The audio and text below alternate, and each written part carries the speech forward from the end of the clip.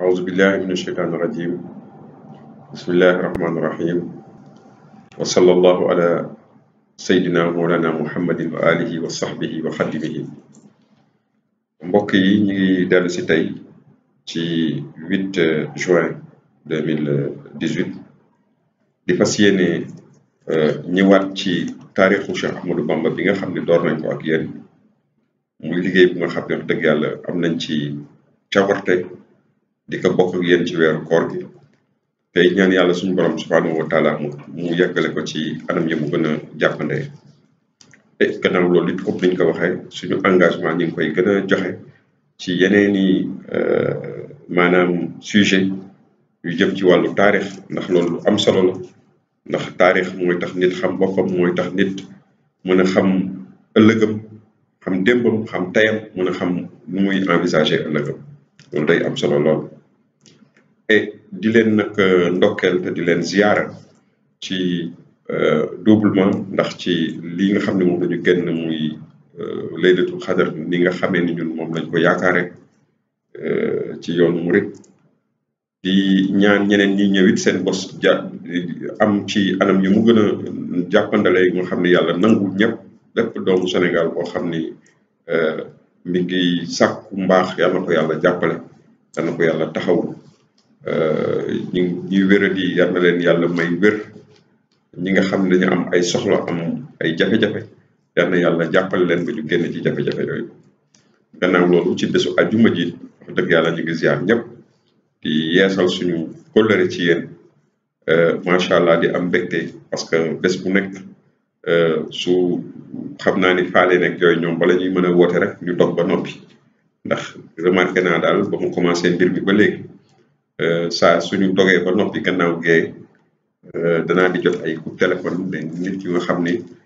danañ ma encouragé ni ma wax ma waaw góorgóorlu ci lii parce que lu am solo la ñu ngi leen maa ngi leen di xamal loo xam ne xëy na am na ñu bëri xamuñu ko ci woon et ma leen di réitérer aussi sama ñaan boobu nga xam ne ñaanoon naa leen ko muy képp ku ci yaakaar ni gis nga ci dara loo xam ni xëy na du noonu nga ko gisee woon wala du compréhension boobu nga ci amoon amaana dina ma dimbali man ma gindiku tamit ci yenn yoo xam ne ay erreur la parce que tamit xel du mat te xam-xam moom ñu koy waxee puso la rek ñëpp mën nañ koo for surtout nag xam-xamu taarix nga xam ni dëgg yàlla version yi day bari ni nga koy dégg ak ñeneen ni ñu koy dégg ndax am na yoo xam ne man yu bari yoo xam ne jot naa ko rectifier te li tax ma rectifier ko yëpp mooy échange boobu nga xam ne mooy am sa diggante ak doomu aadama yi kon jërë ngeen jëf cant ak ngërëm ñaan na leen tey nag moom dañuy ñëw ci partie bi nga xam ne comme ni ma ko waxee mooy 7e partie document bi nga xam ne moom lañu bëgg def 7e partie bi nag comme niñ ko gisee woon mooy ñëwug Serigne Touba dellu seen ci Sénégal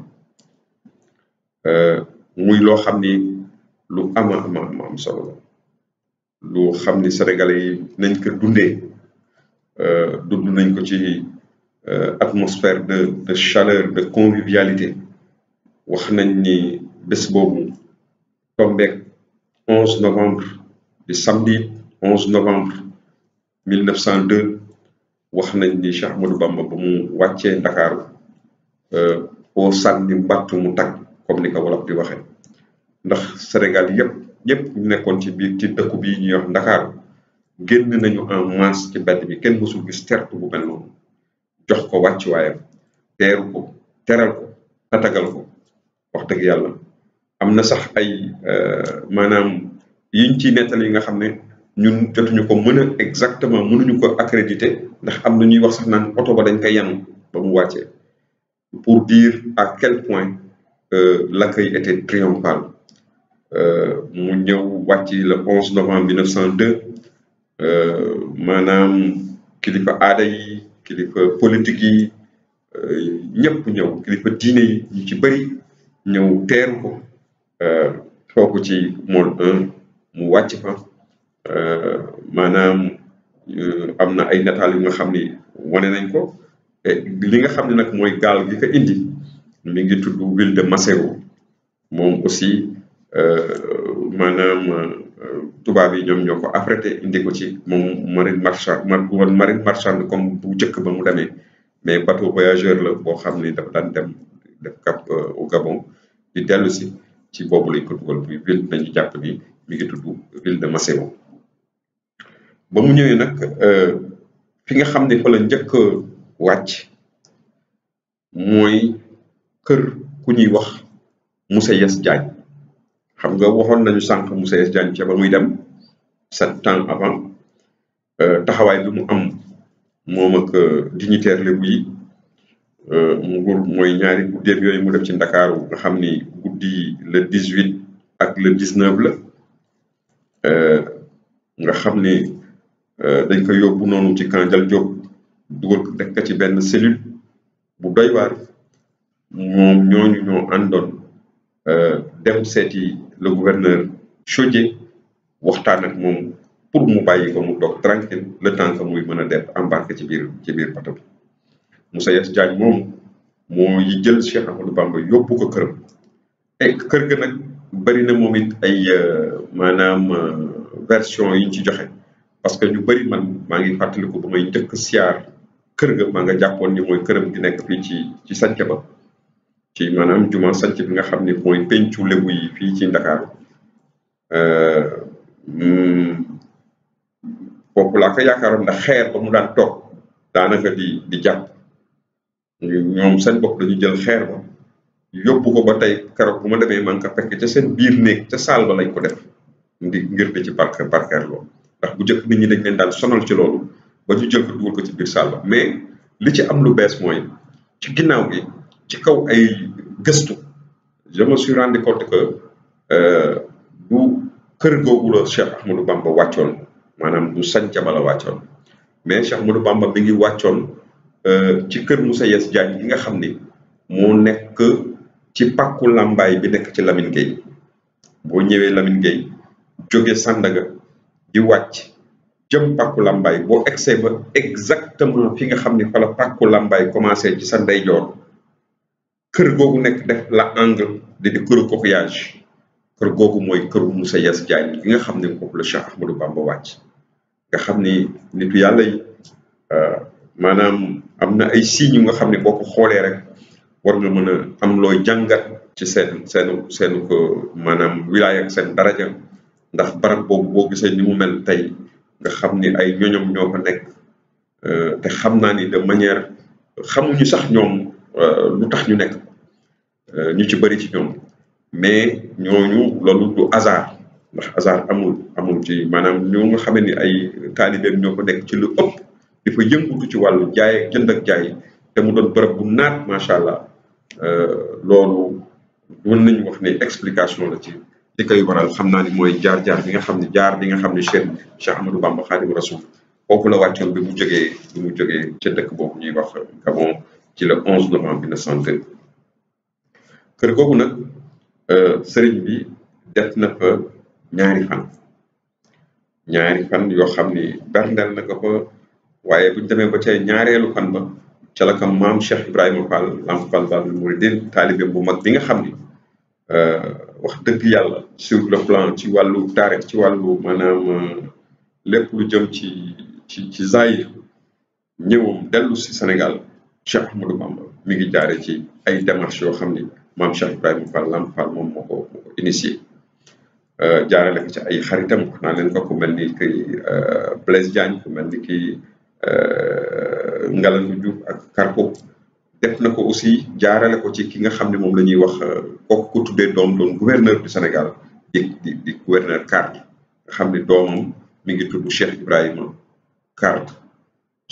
Fall Carte moom la ko tuddee loolu ñu ngi ko jëlee ci sëtu Cheikh Ibrahima Fall boo xam ni macha allah xale ku ndaw la mais ndaw loo xam ni boo ko gisee nga xam ni kii jeexitalu Cheikh Ibrahima ndax jàpp naa man ci ñi sëtu Cheikh Ibrahima Fall moom ni mu ko niroo am gisaguma man benn doomu sëtu Cheikh Ibrahima Fall ko niroo noonu ci wàllu wu ne taxawaayam rafet na yal na yàlla guddal fanam yal na yàlla ñoddi ay fanam yal na yàlla may ko wilaya ak barke maamam jooju di maam Cheikh Ibrahima Fall di turandoo et bu ñu demee nag ba mu am ñaari fan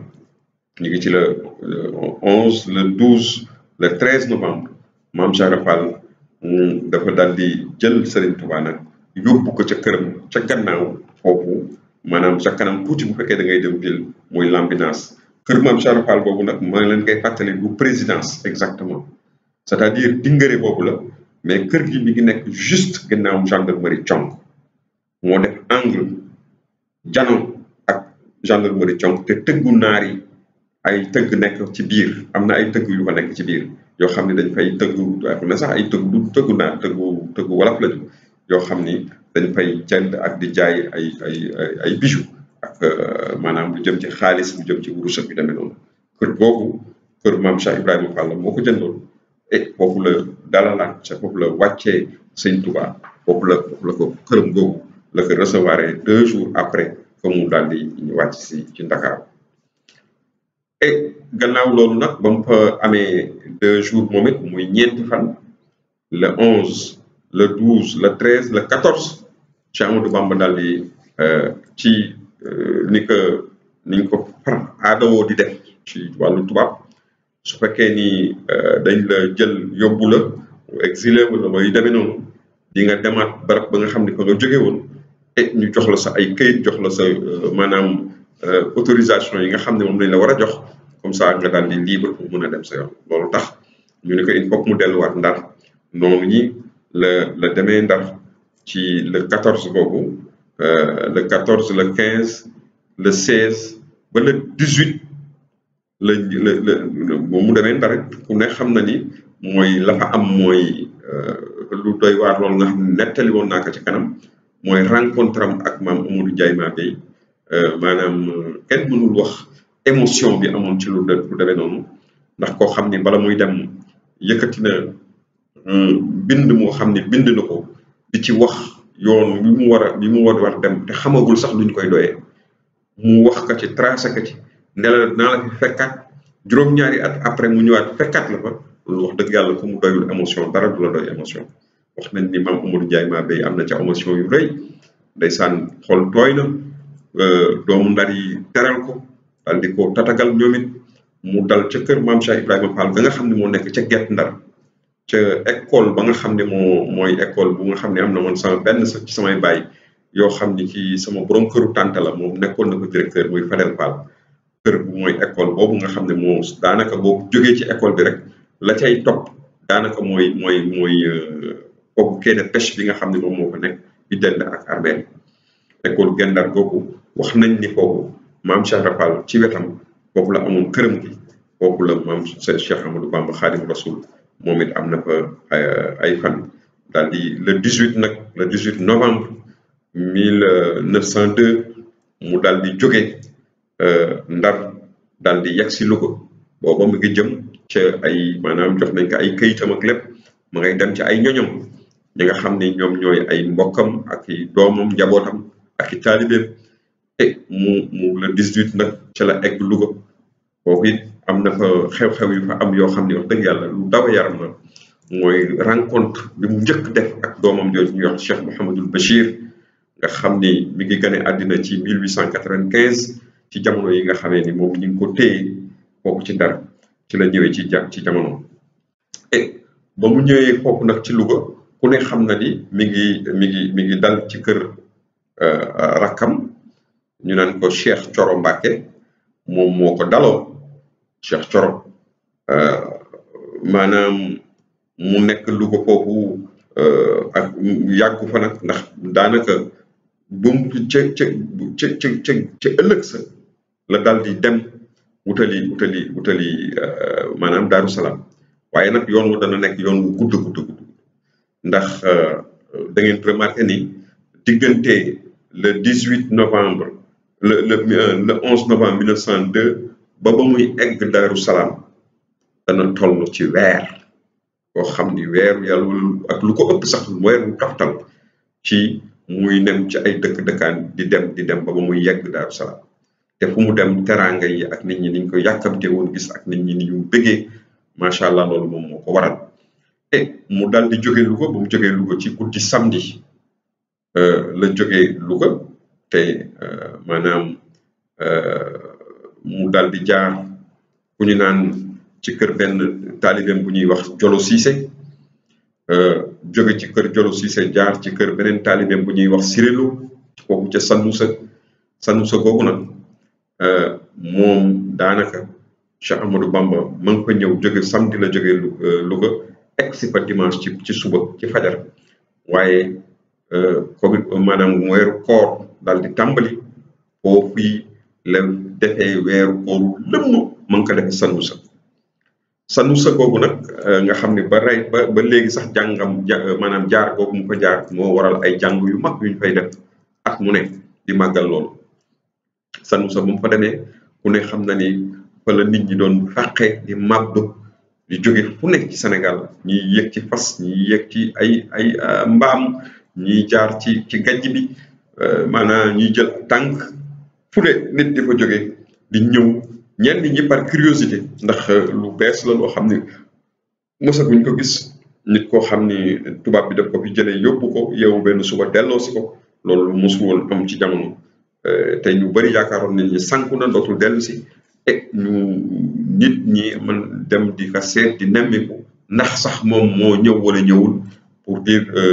l'extraordinarité de la chose et noonu nii la toogee ca dëkk boobu ñuy wax Sanusa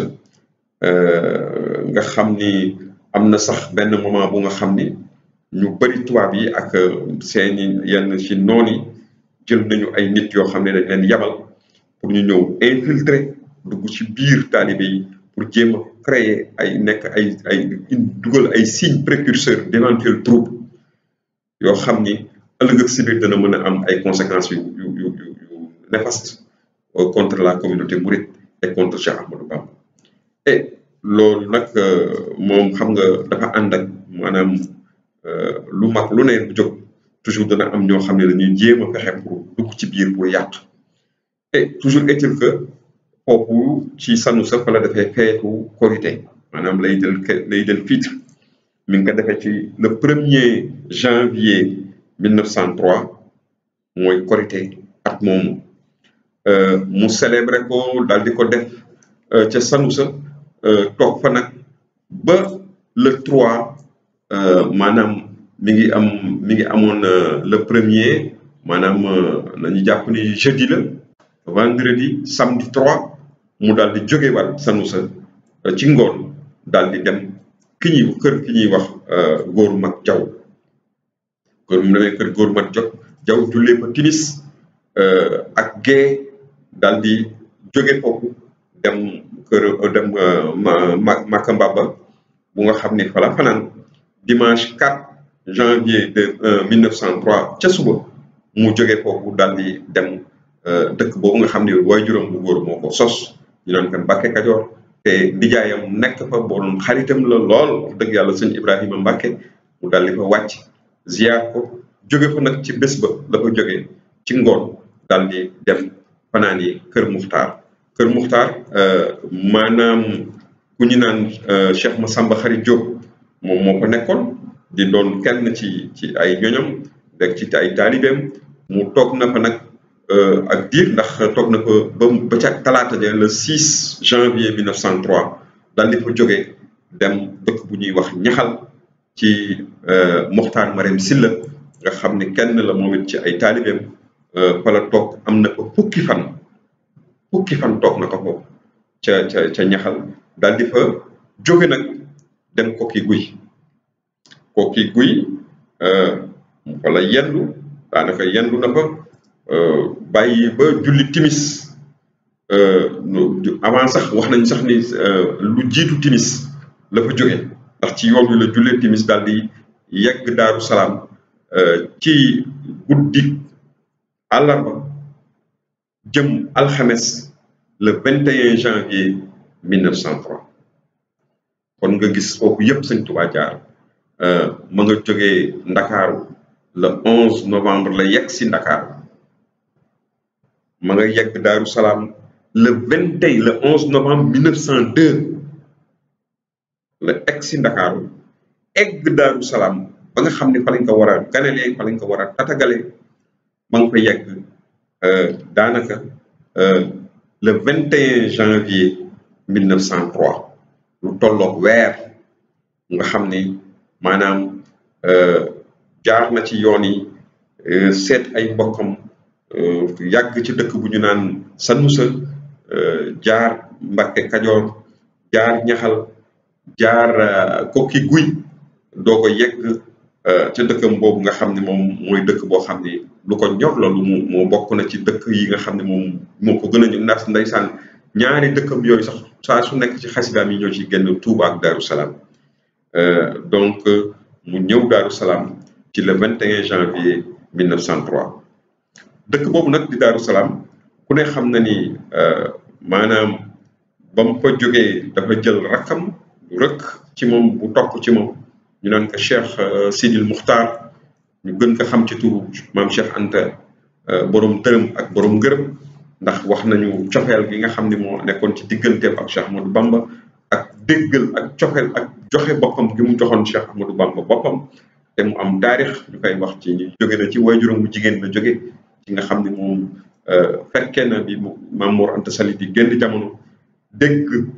Maam Mor Anta Sali dénkaane yi mu doon def doomam ju tedd ji mu xam ni kii du nitu neen kii du nitu kese xamoon na sax du nitu kese waaye gën na am firnde ca jamono jooju mu dal di comme ku amoon cofeel la ci maam Cheikh Anta ndeysaan mu dal di ko wax ne ko bu la kenn jëkk ci sama ju baax ji loolu tax maam Cheikh Anta Mbàkke nekkoon na koo xam ni moddu maanaam nangu xeetu wane fesal nangoom ci Cheikh Ahmadou Bamba bu ne nga xam ne ñoo bokk benn bàyyi te seen ñaari ndey daanaka ay cousin cousine lañu teewul mu wàcce boppam suufeel boppam nangul Cheikh Ahmadou Bamba lu nga xam ne wax dëgg yàlla lu yéeme la woon loo xam ne nit ñi dañ ci daan toog di ci am mbégte di ci am maanaam mu leen xaw sax jaaxal lu mel noonu am na ci diggante maam Cheikh Anta Mbàkke Cheikh Sidil Muxtaar ak Cheikh Ahmadou Bamba Xaadimu Rasuul nga xam ne Cheikh Ahmadou Bamba wax nañu sax ni maam Cheikh Anta moomu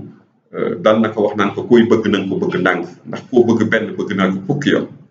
nga xam ni Sëñ Tuubaa am na fu nga xam ne tegoon na ko Cheikh Anta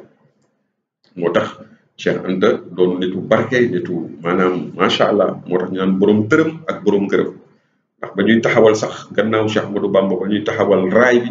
wax nañ ni moom ci boppam nee na bés raay bi mais kilomètre bu ñu teg dana ci teg mètre bu ñu teg wala kilomètre bu ñu teg dana ci teg dërëmu nguur nga xam ni boobu fekk na yàlla mënee na ko gan ci wàllu alal ak wàllu wërsëg noonu nganele googu am na fukki fan maam Cheikh Anta Mbàkke ak i ñoñom ak rakku Sëñ Tuubaa yeeg cheikham yi daje ci barab boobu ci dëkk bu tedd boobu di Daaru Salaam bés bu nekk danañu rey fukki waxuma nag mais fukki yëkk par bés danañ ko rendi dañ leen lewatal mu doon bernde nga xam ne wax dëgg yàlla dees ko fàtte ndax ñëpp ñi nga xam ne fu ne la nit daan jóge di ñëw di xewlu ci bernde yooyu maanaam mu nekk loo xam ne daal réew mi yëpp loolu réew mi yëpp l'événement c'est Cheikh Ahmadou Bamba qui faisait l'événement à cette époque précise mu doon nag loo xam ni metti na ñenn ci doomu Sénégal yoo xam ni jàpp nañ ni maanaam ñoom seen code dana wàññeeku ñoom seen daraja dana wàññeeku ñoom it ñu yaakaar ni défaite la pour ñoom Cheikh Ahmadou Bamba ñëw ni dem dellu si taalibe yi kii maanaam c'est-à-dire jalousie la rek boo xam ni l'aristocratie guerrière qui était pratiquement en perte de vitesse ndax li tax mu nekk en perte de vitesse c'est compréhensible lu nit mën a nag xam la réew mu nga nekk ca yore nguur gi say baay yore woon ko say maam yore woon ko ngay def lu la neex nga yeewu benn suba ay jaamu jóge ca àll ba daal di la xeex say ñoñ maanaam lem leen nangu ñu jël la joxaat la ay maanaam sinécure jox la ay poste yu ñàkk solo ci ay chef de canton nga xam ni dañ lay toog sañoo dara lépp loo def ñu ngi koy contrôler déjà loolu lu metti la woon ci ñoom ba pare nag la ñu dese woon a gës néew pour ñoom ci wàllu daraja ak wàllu wilaya ak wàllu taxawaay kii nga xam ne nag mooy sëriñ bu bees bi nga xam ne moo ñëw ñu teg ka lañ ko teg comploté ba yóbbu ko teewul mu dellu si loolu metti na leen metti bu nga xam ni nit ñi faareetuñu leen ñu ngi daw jëm ci moom loolu nag mu nekk loo xam ni daanaka lu leen metti la woon te loolu nag ni mu leen mettee moo tax pexe mu ne jéem nañ ko def te jéem def nañ ko pour fexe ba maanaam sëriñ bi am ay jafe-jafe am ay problème ak tubaab yi à nouveau parce que danañu commencé di ruuxale commencé di dem ci tubaab yi di leen wax ay wax yoo xam ni amaana ñoom it dana tax ñu daal di génne seen jikko yaakaar ne li ñuy def erreur la yu demee noonu loolu nag du maanaam xam nañ ni ñi nga xam ni ñoo seqoon mbir moom te bokk ci ñun maa ngi ciy jéggalu mais nag histoire moom boo koy nettali wax dëgg yàlla xam nga wax naa fii Fara Biram Lo waaw wax naa keneen ak keneen wax naa Yaali Sey rôle bu important bi mu joué ci jàppale gi mu jàppale Cheikh Ahmadou Bamba mais nag histoire moom il faut à la vérité historique dire c'est un devoir que de rendre l'histoire naka xamee ni moom la amee kii may bëgg a tudd nag xam naa ni am na sax ay sëtu sëriñ yoo xam ni ñu ngi ci yoonu murit yoo xam ni seen maam la et tout waaye wax naa it bàyyam taxawaay bi mu taxawoon ak cofeel gi nga xam ni ñun personnellement am nañ ko ci moom bokk ci suñu ay repères bokk ci suñu ay pierre angulaire pierre de touche muy Lat Joor Ngoone Latiir doomam jooju ñuy wax Mbaaxaan Jóob nga xam ne nag wax dëgg yàlla ca mujjantalam sax dem na jéggalu daal di tuub ci Serigne Touba ba nekk taalibeem ba tuddee boppam Abdul Xafoor Serigne Touba tuddee ko Abdul Xafoor Mbaaxaan moomu nag ca jamono yooyu précisément nekkoon na ki nga xam ni mbir moomu nag nga xam ni hostilité boobu moom moo ko porté woon contre Cheikh Ahmadou Bamba ay la yëwén loolu moo am ndax xam nga gannaaw waajuram bu baax boobu di Lat Joor Ngoone Latiir Diop Damel du Fer 1842 1886 maanaam ba mu génnee jamono daanu ca deqale les armes à la main tubaab bi dañu récupérer comme niñ ko defee ak Alboury Ndiaye bi muy dem Gabon bi muy dem Mali Soudan di rejoindre Lamine Diouldé doomu Ahmadou dañoo jël seeni doom ñu nekk ay gone yu ndaw ñoom Buna Ndiaye jël maanaam Mbaaxaan ak ñeneen ak ñeneen yeneen doomu chef de canton doomu buur dugal leen école des fils de chef bi ñu leen dugalee école des fils de chef tàggat leen jël leen ñu nekk mag xaw a dëgër ñu yëkkati ya nga xam ne moom la seeni waajur amee woon ci ay yenn ci ay contrées jox leen ko def leen ay chef de canton moom nag ñu def ko chef de canton mu amee maanaam fi ñuy wax le laa kooku jamono jooju le laa lañ ko daan wooye LAH te mu yore ko moom it xam nga am une parcelle de pouvoir la amoon wax dëgg yàlla ndax tubaab yi comme ni ma ko expliqué léegi ñoo yore woon ci yëpp ñoo ko yore woon donc fonctionnaire rek la boo xam ne dañ ko fa teg bon am na ñoo xam ni loo xam ne sañatu ko def am na lu mu sañ a def dëgg am na lu des tuuti waaye am na loo xam ne sañatu ko def te loo xam ne maamam ak ay waajuram sañoon nañ ko def boole ci nag sëriñ bi ñëw comme ni ma ko waxee sànq xaw leen a ravir la vedette mu doon benn mbir mu nga xam ni xawoon na leen metti moom bokkoon na ci ñi nga xam ni ñoom ñoo njëkk i def ay dénonciation calomnieuse à l'endroit du Cheikh Ahmadou Bamba Khadimu Rasoul di ko wax tubaab yi di ko dégtal tubaab yi saa su nekk leen ko gëmloo leen wax ne leen maanaam kii lii la fi nekkee ak nangam taalibeem yaa ngi wër di wax ku nekk ña ngi fay bàkku te ñëw nekkam fii ci Bawol problème lay indi ëllëg ak sibir danañ ko rëccu nangam ak nangam lu ne mu wax et du moom rek nag ndax am na ay tubaab yoo xam ni ñoom tamit ils ont fait preuve d'excès de zèle yoo xam ni maanaam ay nit ñu ëppal lañu yoo xam ne yu haineux yoo xam ni ñi ngi nekkoon ci dingare boobu kenn kaa ngi nekkoon Thiès administrateur u cercle Thiès kenn ki nekk administrateur u cercle Tivaouane ak le résident du Bawol oriental mu nga xam ne moom ñi ngi koy wooye Laurence Vienne nekk administrateur u cercle Thiès Alice nekk administrateur u cercle Tivaouane ñooñu ñett ak maanaam Mbaxane Diop moomu ak ñenn ci ay fere yu Mbaxane Diop nga xam ne ay maanaam dañu ci Mbaxane ay surgaam lañu daanaka ku mel ni ki Arko Demba Ngari ak yu demee noonu ñooñu am nañu benn rôle bu nga xam ne bu négatif bu ñu joué ci maanaam sulliwaat indiwaat jafe-jafe ci diggante Cheikh Ahmadou Bamba ak mi nga xam ne mi ngi doog a ñëw après 7 ans amagu bi sax ñaar wala ñetti weer ñu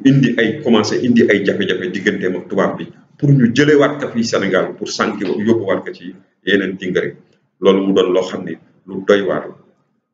et maanaam li nga xam ni moom mooy loolu li koy matérialiser li nga xam ne mooy wane ni ñoom ci tànk yooyu la ñu taxawoon am nañ ci ay firnde yu nga xam ni yu leer la yu nga xam ne ay lettres la yoo xam ne ay lettres d'archives amee naa fii ay lettres d'archives yu nga xam ni danaa leen ko jàngal parce que c'est important xam naa ni su mu leen ko jàngalee ba pare xëy na dañuy teg foofu loxo bii lettre mooy bi nga xam ne moom la ñu nemmiku ni mu njëkk a génn nga xam ni mi ngi nii maanaam le résident du Baol moom moo ko bind à monsieur l'administrateur du cercle de Thiès kon dañu jàpp ni Laurence moo ko bind mi ngi ko daté Diourbel le 25 avril 1903 lettre bi lii la ciy wax monsieur l'administrateur, j'ai l'honneur de vous transmettre 6 juin le rapport que vient de me transmettre le chef supérieur au sujet, le chef supérieur au sujet du Serigne Ahmadou Bamba, ainsi que je l'ai déjà mentionné dans mon rapport de février dernier. Ce marabout semble jouir depuis son retour d'exil d'un prestige sans cesse croissant, accru surtout par le caractère quasi miraculeux que ses adeptes et prosélytes accordent volontiers à son retour dans la colonie, et qu'il considère plutôt comme une preuve de sa toute-puissance que comme un acte de clémence de notre part. Toutefois, sa surveillance n'avait donné lieu jusqu'à ces jours derniers à aucune observation sur des faits pouvant être interprétés d'une manière subversive. Mais en présence des faits dont rend compte le chef supérieur, c'est-à-dire Mbaxane, le doute n'est plus permis à cet égard. Par ces motifs, le marabout Ahmadou Bamba devient un perpétuel sujet de crainte, sa présence dangereuse, car le zèle et le fantasme religieux qu'il suscite autour de lui amèneront inévitablement des complications qui peuvent entraîner les conséquences les plus graves et compromettre le calme et la sécurité de la province. Je conclus qu'à l'heure actuelle, la solution qui s'impose est d'enlever le marabout du Baol oriental et de lui imposer une résidence où il sera à portée et sous la haute surveillance directe de l'administration supérieure. Je suis avec respect, monsieur l'administrateur, votre obéissant subordonné. Signé Laurence, Archives du Sénégal, dossier Bamba, avril 1903, pièce numéro 14. nga xam ni bii mooy document bu njëkk bi nga xam ni ñun gis nañ ko ci archive nationale nga xam ni moom boo koy wax mooy wax jot naa ko sax faram-fàcce ci wolof mooy ni ñëw Serigne Touba ñoom jàngat bi nga xam ne moom la ci Mbaxane di leen ci xiirtal mooy ni taalibe mi ñi ngi wër di kañu ak di damm ci dellusi bi mu dellusi ni bindul leetar ñaanul ndimbal te delloosi nañ ko. loolu wane na ni wilaya Cheikh Ahmadou Bamba moo ni toll te ñoom dañu jàpp ni ñoom ñoo ko baal loolu nag ñu ni maanaam atmosphère boobu mu créé ak coow yooyu di am ci biir dëkk yi ak ñoom niñ fa nekkee mën na leen maanaam néewal doole seen taxawaay en tant que autorité et que donc Cheikh Ahmadou Bamba de nekkam ci Baol oriental danger la jàpp nañ ñoom ni dañ ko war a jëlee ci Baol oriental yóbbu ko ci benn résidence boo xam ni au moins dana fa nekk en situation hors d'état de nuire mais loolu ay suite lettre la beneen bi ci topp mooy bii nga xam ni maanaam Tivaouane le 28 avril 1903 l'administrateur ci boppam du cercle de Tivaouane à monsieur le gouverneur général de l'Afrique occidentale française bii moom it ba mu jotee lii genre rapport yu mel noonu moom it bind na gouverneur mu ni ko monsieur le gouverneur général, n'ayant jamais cessé d'avoir l'œil ouvert sur ce marabout que je considère comme un danger permanent et ne voulant pas me fier aux racontars de gens qui n'ont pas ma confiance, j'avais depuis quelques jours fait parvenir un de mes vieux agents politiques d'avoir à venir me parler. Il est justement arrivé hier soir et j'ai longuement causé avec lui. Il s'appelle Oumar Niang, est originaire du Ndiambour. Il a 50 ans environ, sûr, discret et adroit. Je serais étonné s'il ne réussissait pas dans sa mission, comme pour être admis à faire sa soumission au marabout. Il est nécessaire de lui faire un cadeau. J'ai fait établir en mon nom ce jour un mandat de 300 francs au compte dépenses politiques. Oumar Niang quittera Tivaouane ce soir à 9 h, monté non sur un cheval de garde, car ceux-ci ont connu, mais sur une bonne monture qui lui a été prêtée par Maïssa Mbaye, le fils de Demba War. Sitôt que j'aurai des renseignements certains, je vous les ferai parvenir par lettre confidentielle. Kooku l'administrateur du cercle de Tivaouane nga xam ni moom mooy Alice moom moo ko bind gouverneur général nga xam ni moom aussi lii wane na ni mi ngi jéem a taxawal ay pexe yoo xam ni pour am lu wóor ci ni Cheikh Ahmadou Bamba taxawaay bi ñuy wax naan moom lay taxaw dafay waaj jiyaat wala mu ngay jël ay armes di ko suul ci këram nangam ak nangam yan tànk la taxawee bëgg nañ ci am certitude. moo tax kii nga gis ni nee na gouverneur jël naa nit koo xam ne Oumar Niang la tudd dëkk Njàmbur am lu tolloog juróom fukki at di nit ku wóor koo xam ne am naa ci moom yaakaar am naa ci moom confiance nee naa ka na dem fekki Cheikh Ahmadou Bamba fa mu nekk ca dëkkam mel na kuy jébbalu ci moom ba pour mën a xam yan taxawaay la taxawee su ko defee fas wa mu war sax dañu joxuñu ko fasu armée bi ndax xam nañu ñoom xàmmee nañu fasu armée bi mais dafa jaar ci Maïssa Mbaye di doomu Demba War Sall ba nga xam ne moo nekk cercle Tivaouane mu abal ka fasam benn ci fasam yi mu mën a dem defi liggéey boobu ñu ko sant. déglu leen Oumar Niang moom rapport bi nga xam ne moom la ciy def Oumar Niang rapport bii la ci def Tivaouane le 10 juin 1903 mu ni monsieur l'administrateur, à mon arrivée à Darou Minane moom la ko situé, résidence du marabout Amadou Bamba, j'ai prié celui-ci de m'accorder une audience. Il me fit venir et en sa présence, je lui ai déclaré que tous mes parents étaient soumis à lui et je voulais faire comme eux. Sur la somme que vous m'avez donnée, je lui ai offert 50 francs. Il ordonna à un talibé de les prendre et de les partager aux mendiants qui se trouvaient à la porte de son carré. Ensuite, il me dit de revenir le lendemain à 6 h du soir. À l'heure fixée, je me suis rendu auprès de lui. Il me fit la déclaration suivante. Nee na Sëñ Tuubaa moo koy wax lii. Pour être mon talibé, il faut suivre Dieu et son prophète, sallallahu alayhi wa sallam. Tous ceux qui prétendent être mes talibés et qui ne confessent pas comme eux, comme il faut la religion, mentent. Quiconque donnera même 5 francs pour Dieu sera récompensé. J'ai fait des conditions avec Dieu. Si même le Mahdi descend sur la terre, je ne l'aiderai pas. Je ne tuerai plus ni scorpion, ni serpent, ni même n'importe quoi qui vit. La route que j'ai prise, il m'est absolument interdit de tirer des coups de fusil, attendu que même si le Mahdi arrive et que je prends des armes, ma mission sera perdue. Le jour où tu auras appris que j'ai des armes, ne viens pas à moi, considère-moi comme si je n'existais plus. Cheikh Ahmadou Bamba moo ko wax loolu. Waa ji daal di continuer ni j'ai visité certaines chambres du village de Amadou Bamba. Mais je suis sûr qu'il n'y a pas de fusil ni de munitions. Tous les cheikhs sont renvoyés chez eux et il ne reste plus à Darou Minane que les talibés et quelques cheikhs. Il y a environ 100 personnes avec Ahmadou Bamba. Il a renvoyé chez eux des visiteurs qui étaient retenus chez lui pour la célébration du lundi dernier, fête du Gamou. Loolu aussi ñu gis ni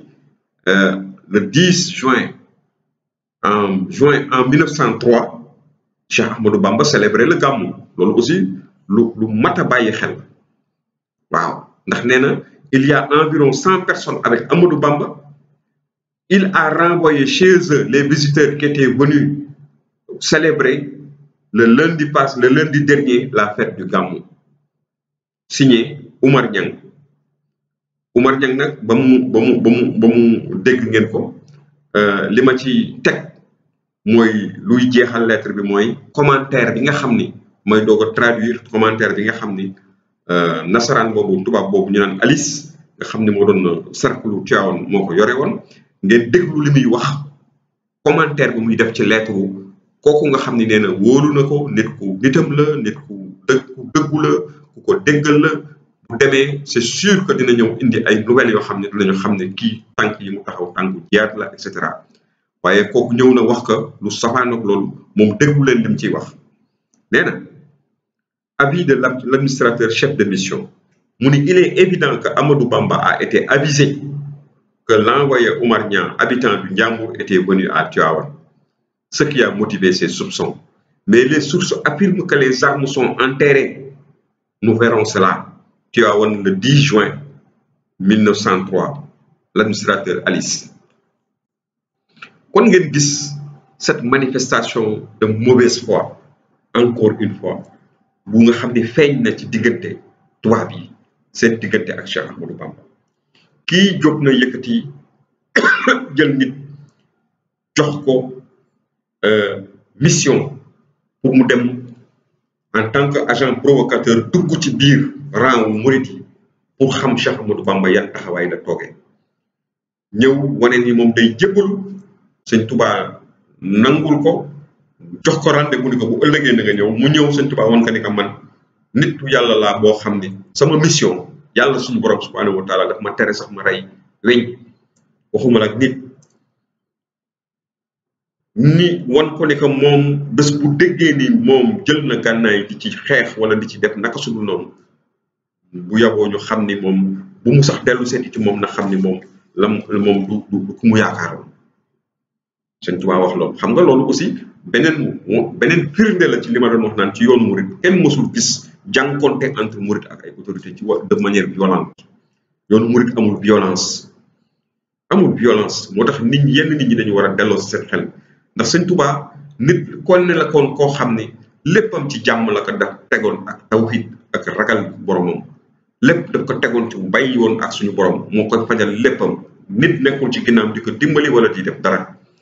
caabi moo tax bu yenn nit ñi amee yenn taxawaay maanaam du ñuy xaw a sax jaaxal ku nekk ci moom bokk ci moom di jeexitalam normalement am na yoo xam ni warul sax nekk ci sa nekk sa xalaat beneen bi nga xam ni moom mooy gannaaw loolu bi loolu yëpp amee danaa leen génne lii nga xam ni bindam la lettre la bu nga xam ni pour gën a jox leen ay gage gën leen dalal seen xel ci taxawaay parce que xam na ni ñi ngi nekk di ko indil ay jafe-jafe lettre bi bind na ko gouverneur général wan ka ni que képp koo xam ni ñëw na ci yow di la wax ni la man maa def nangam ak nangam xamal ni kooku kañaan moo ko tax a jóg xëy na nag tubaab bi lenn la moo ko ca naqadi ci biir lettre bi mooy partie bi muy waxee bi mu jëlee xul huwa allahu ahad daal di ko ci teg nga ba pare ca nuyoo ba dafa ne yàlla maanaam cant ak ngërëm ñeel na ñi nga xam ne ñi ngi tënku ci yoonu yàlla nuyu ko ni que maa ngi lay nuyu di nangam ak nangam yan nang te dafa ne maanaam cant ak ngërëm ñeel na ñi nga xam ne ñu ngi tënku ci yoonu yàlla dan na yàlla fay leen xëy na yu mel noonu moom moo leen kii waaye bind na sax pour wan leen ne leen moom soxlawul dara ci li ñu yore yàqalu leen dara amul dara lu muy yàq ci li nga xam ne moom la ñu yore et noonu la mbir yi di demee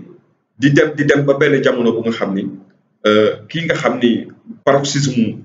yëf yi ba muy egg ca mbaxtal ba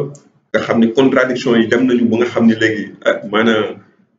yenn chef religieux chef coutumier yi ma la doon wax naan l'aristocratie guerrière yu mel ni nga xam ne symbolisé par Mbaxane Diop dem nañu ba Cheikh Sëñ Touba ba mu jógee Daaru Salaam boobu war a dem maanaam yónnee ay lal di sanc dëkkam boobu di daaru Manaan yónni benn maanaam maam Cheikh Anta ak maam Cheikh Rapal ñu dem di wuti ay lal yu nga xam dañ koy équipé néeg yu ñax yi bees yi nga xam ne tabax nañ ko ci barab boobu ñu def ko ci booba gëléem moo koy indi ci jëgg naka la jëgg bi ñëw benn dëkk bu ñu naan ngoogal dal di yës fanaan fa nga xam ni benn espion Mbaxane ma nga fa ñu naan ko Ardo Demba Ngari au lieu que mu ñëw laaj leen li ngeen sëf lan la dafa bàyyi ba guddi mu yabal ay nit ñu ñëw di làmb jëgg bi lan la sëf ba ñu gisee ni xam nga lal yooyu dañ ko daan démonté ndax lamu nikkel yooyu la ak përëm ba ñu làmbee cat yi mu mel ni bopp fetal tànk yi ñu daal di daw wax que ni que ay fetal la ñu yàpp ci gëléem yi moom it mu daal di daw gars yi ne leen denc nañu ay fetal looloo waroon sax maanaam diggante Buur Siin boobu nga xam ne moom la ñuy wax Kumba Ndoofeen mu daal di wane moom ni Mbaxane yi li ëpp ci li koy yëngal mooy kañaan moo ko jàpp rek waaye du lenn parce que sëriñ bi man dégg naa ay mbir ci moom te xam naa ni nit ku baax la xam naa ni nitu yàlla la xam du ngi doog a jógee ci natt bi nga xam ne moom lañ ko tegoon kon ci gëmuma ni am na dara lu nga xam ne dana ko def loo xam ni day indi jafe-jafe ci réew mi et moom sax jël na mantoom garanti ko ni nañu dem moom pare na pour bu ñu demee ba rectifier vérifier ni Sëñ Tuubaa mi dafa nekk ci ay tànku indi jafe-jafe bu boobaa moom bu soobee yàlla dana sax tekki ndombo tànkam moom def na loolu wax nañ sax ci taarix ni maanaam duggam ci yoonu murit ci foofu la jaare duggam ci lislaam sax daanaka ci loolu la jaare muy lu nga xam ni lu doy waar la xam nga loolu nag finalement la muy indi mooy jéem nañ koo piéger plusieurs fois pour téye ko boobu temps ki ñu naan gouverneur Merlin moo fi nekk pour fexe ba woo ko jàpp ko bu ñu ko jàppee doo koy génnee Bawol ba pare parce que ñoom ci seen bopp amoon na côté bu nga xam ni ñemewuñ ko jàpp pour ci biir Bawol ndax pour jàpp nañ ni xëy na mën na indi ay trouble mën na indi ay jafe-jafe léegi nag pour loolu yëpp bañ a am moo tax ñu daal di ko bëggoon mu jaaree ñu tànn ka ay piège su ko defee bu ñëwee convocation bañ ko woo foofu ca Thiès su ñëwee ñu jàpp ko bu nga ko jàppee doo koy mën a yóbbu nga xam ni fekk na génn na biir Bawol et loolu moo am ci tey ñëpp xam nañ ni loolu moo am ci diggante Mbaxane Diop nga xam ni péripéties yooyu noonu la ñuy toppee mbir mi ba nga xam ni bu li ciy topp mooy danañ ci ñëw parce que dañu bañ vidéo bi gudd trop li ciy topp mooy ñu daal di ko maanaam mu dem ba jamono bu nga xam ne mënatul bañ a dem wuy ji ndax am na ci ndigal te